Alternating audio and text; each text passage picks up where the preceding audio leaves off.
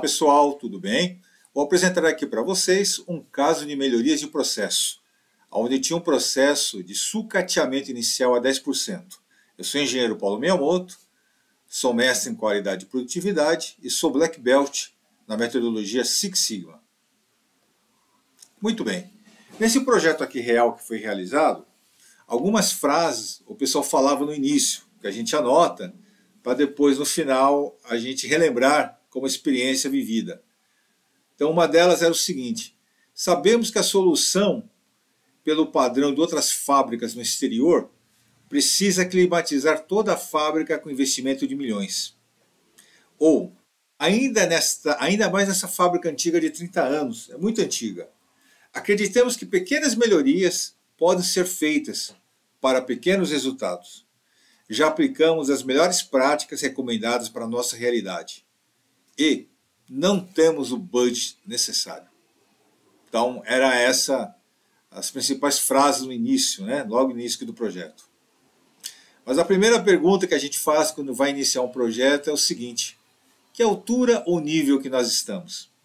Então, com 10% de sucateamento, aqui tem uma tabela onde nós temos o seguinte: pelo nível de acerto, né, você tem aqui uma tabela que te classifica a empresa não competitiva, competitiva de classe mundial. Como eles estavam em 90%, ou seja, 10% de sucateamento, estavam abaixo de uma empresa competitiva. Estavam no limiar. Então esta era a situação inicial. Muito bem. O que a gente começou a fazer? Primeira coisa era conhecer o processo, visitar a fábrica, para que a gente conhecesse a realidade. E o resumo era o seguinte: eram filtros para fundição, cuja perda média era de 10%, devido à variação do peso fora da especificação. Então, era uma esteira, onde você tinha várias peças, que passavam por uma cortina de um líquido cimentício cerâmico, que à medida que eles eram embebidos, eles ganhavam peso. Então, esse peso dessa espuma tinha que estar numa faixa de valor, pois se estivesse abaixo, ou seja, pouco material depositado, ele não era capaz de filtrar, então as impurezas passavam. Se tivesse com excesso de peso, entupia, então os fluidos não conseguiam passar, eles corriam para o lado. Então eles tinham que estar dentro de uma faixa de peso. Então aqui está o desenho representando de uma esteira que eles caminhavam devagarzinho, e nessa esteira tinha um disco que soltava essa massa cimentícia cerâmica, cujos pingos vendo, né, as espumas. Muito bem. E a primeira coisa que a gente fez foi entender um pouquinho das variáveis de entrada. Para isso nós utilizamos o CIPOC, que vem a ser as siglas de suppliers, que são fornecedores, inputs, de insumos, process, de etapas do processo, output, que são as saídas entregáveis, e o C, de customer, que são os clientes do processo. E aí nós montamos uma listinha, uma lista de quem são os fornecedores, as principais entradas, com o bloco de espuma, energia, de energia elétrica, água, etc. O processo, que são as etapas principais, as saídas das entregáveis, a número 1 estava com a viscosidade, e os clientes, né, do processo. E aí nós começamos então a realizar um macro mapeamento para então aprofundar em cada etapa. Aqui no caso, no recebimento já dividia em preparar a espuma e preparar a mistura. E uma vez a mistura preparada, ela ia para impregnação, recebia um spray, ia para a estufa, que se fazia uma pré-secagem, recebia um outro spray, ia para uma segunda estufa, que ia para uma queima a 1.200 graus, e aí, depois de terminado, ia para a embalagem estoque. Esse era o macro. E aí, uma vez que nós temos esse material levantado, nós começamos então a realizar um brainstorming com a ferramenta espinha de peixe ou diagrama de Ishikawa, onde nós levantamos muitas variáveis perguntando o que poderia afetar as peças fora do peso especificado, como máquina, sobre o ar comprimido, bomba pneumática, rolo de impregnação, etc., matéria-prima, a própria espuma, tamanho do poro, etc., a mão de obra, falta de treinamento, meio ambiente, método e medidas. Então, com uma equipe multidisciplinar, nós fomos fazendo um brainstorm organizado para ver se todas as ideias estavam sendo capturadas. E percebemos que há variáveis controláveis e outra não. Bom, e aí nós priorizamos com essa equipe o que iria ser medido. E aí nós classificamos aquela monte de variáveis em alto, médio, baixo, em inglês high, medium, low, aonde a gente marcava com S que era mensurável e o que era o H de alta prioridade. E com isso nós começamos a levantar o histórico, né, de medição. E aí a gente percebeu então que poderia ser implementado novos indicadores ali para medir. Então os dados históricos a gente já tinha e os novos dados futuros, entre eles a umidade, por exemplo, e temperatura da planta, nós começamos a medir. E nós fizemos um experimento para testar várias hipóteses. Então, a gente colocou na esteira 7 coluninhas de copinho com 30 linhas, né, 210 copinhos para levantar as medições de peso, registrar as variáveis do experimento. Então, nós fizemos assim, pegamos a esteira, colocamos, né, e aqui nós começamos a observar como a coisa funcionava.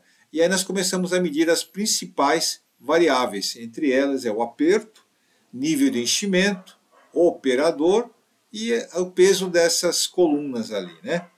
Então nós fomos medindo por cada etapa. Então o aperto, medimos o aperto e o desaperto, com a influência que tinha. Em geral, o desaperto você abre, né? Então solta mais material, portanto fica mais pesado, e o aperto você fecha, fica mais leve, né?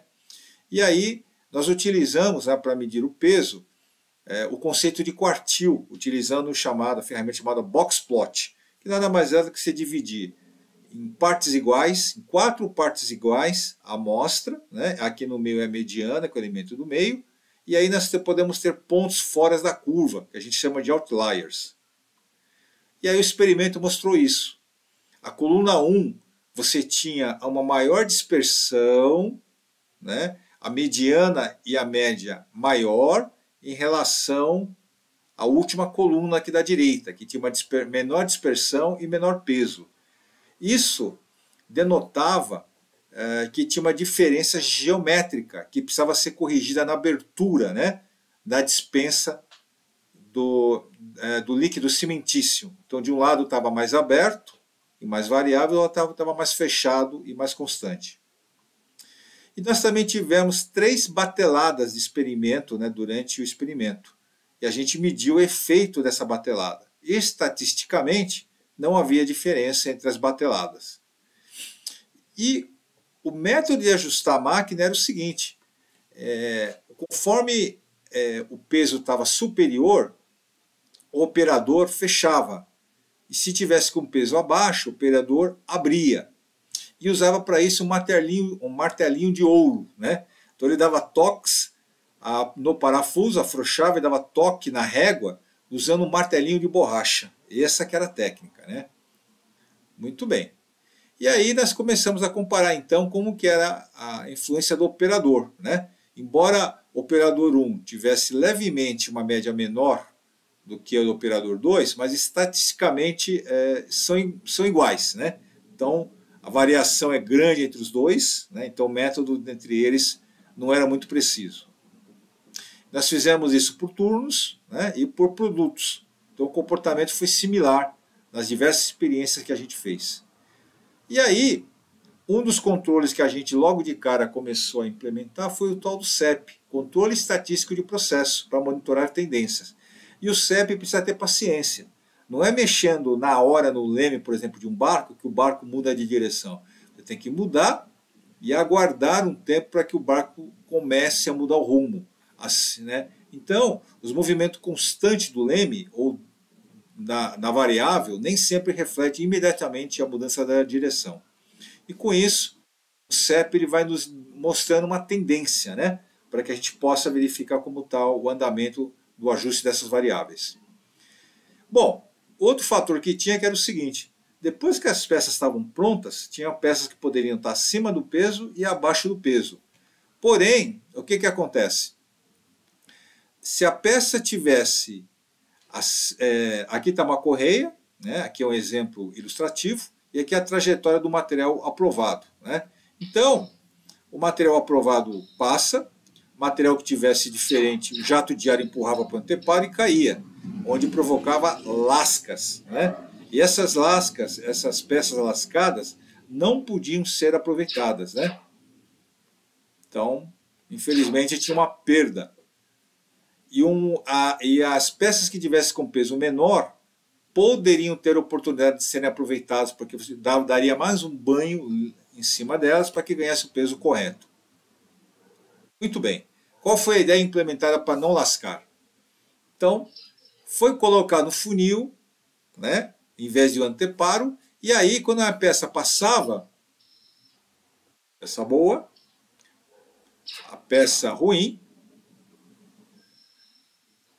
e a gente queria mostrar que era o seguinte: a peça entrava no funil, escorregava e descia gentilmente para o fundo da caixa, onde as peças de menor peso era possível ter uma recuperação. Então a gente perdia com isso menos peça. Bom, outra coisa que a gente ouviu muito, né, nesse projeto foram vários depoimentos do que o sentimento era que de manhã era menos crítico.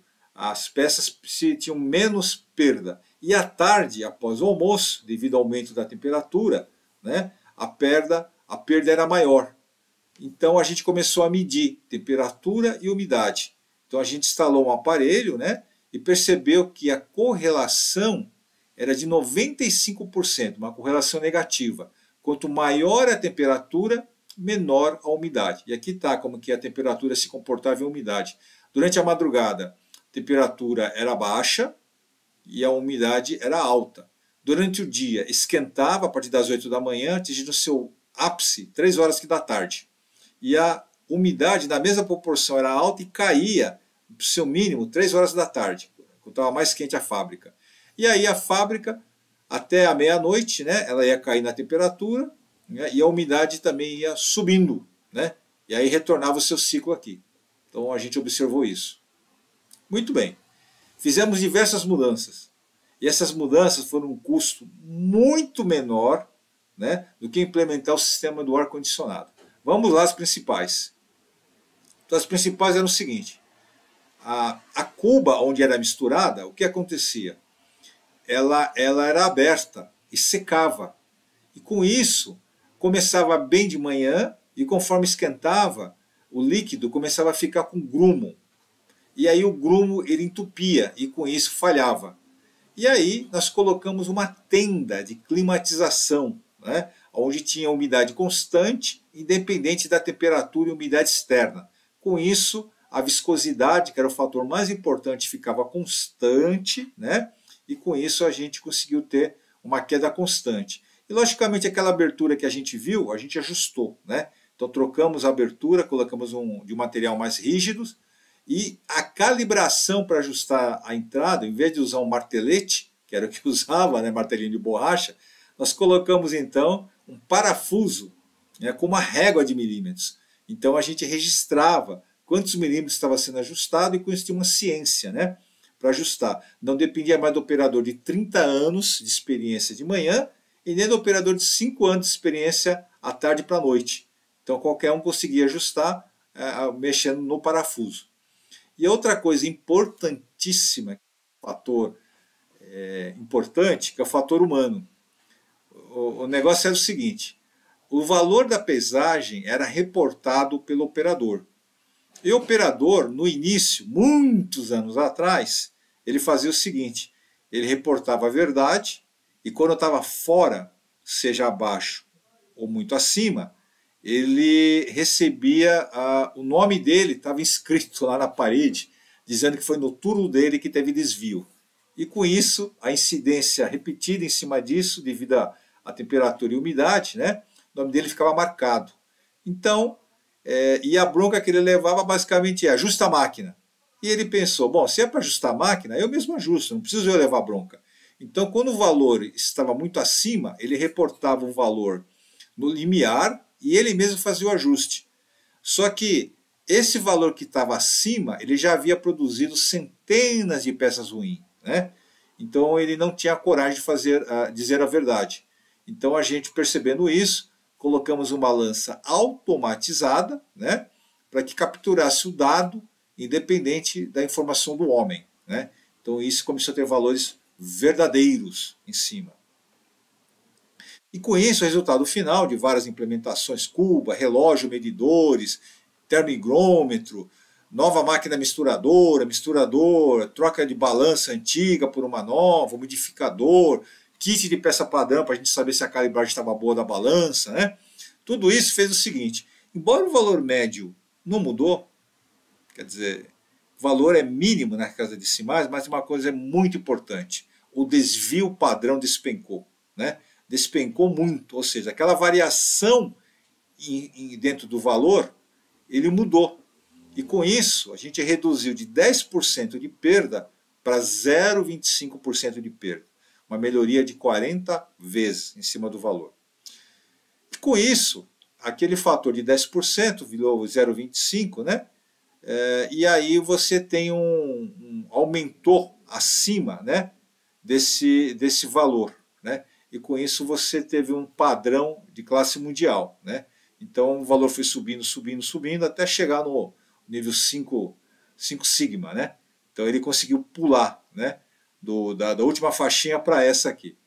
Tá bom? Bom, quais foram as lições aprendidas?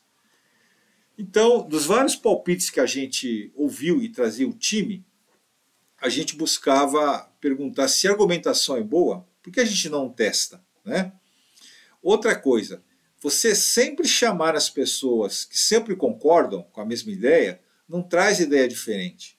Então é importante você convidar clientes e fornecedores internos e externos, né, que têm sempre novos pontos de vista. E se o custo ou risco é alto, faça um piloto, faça uma escala pequena, para depois aumentar. E quando o objetivo é comum, os esforços se somam. E não se faz gestão naquilo que não se mede, né? Então essas foram as lições aprendidas. Então era isso que eu queria compartilhar com vocês. Ok? Obrigado.